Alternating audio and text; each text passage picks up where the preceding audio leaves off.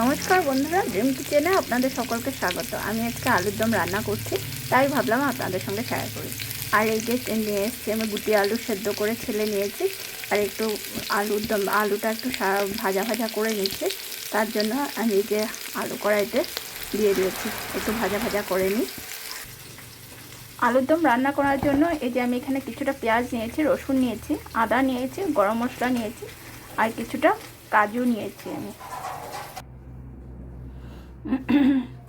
ওই যে আলুর দম রান্না করার জন্য আমি পেঁয়াজ, আদা আর 3-4 কোয়া মতন রসুন নিয়েছি।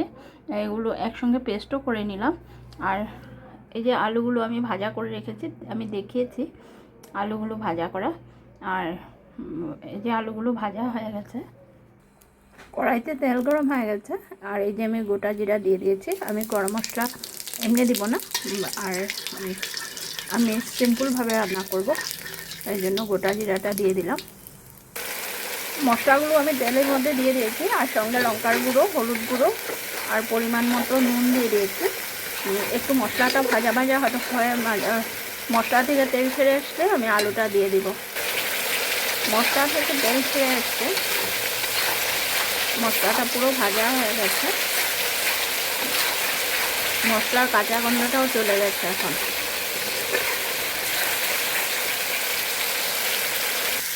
ভেজে রাখা আলুগুলোও দিয়ে দিয়েছি।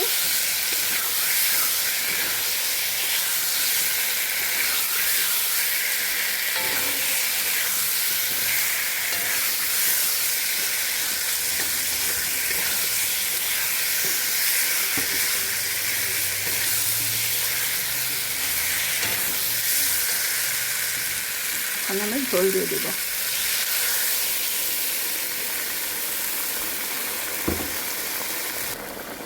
এই যে ঝোলটা আমার ঘন ঘন হয়ে গেছে। ঝোলটা এই যে দেখুন, আমি খুব একটা পাতলা করে বানাবো না, এই রুটির সঙ্গে খেতেও ভালো লাগবে, আর রুটির সঙ্গে খাওয়া হবে, তার জন্য আমি রুটির সঙ্গে খাওয়ার জন্য বানাচ্ছি। আর এই যে দেখুন ঝোলটা ঘন হয়ে গেছে, এই যে ঝোল ঘন। উপর থেকে এই যে কসুরি মেথি একটু নিয়ে নিয়েছে।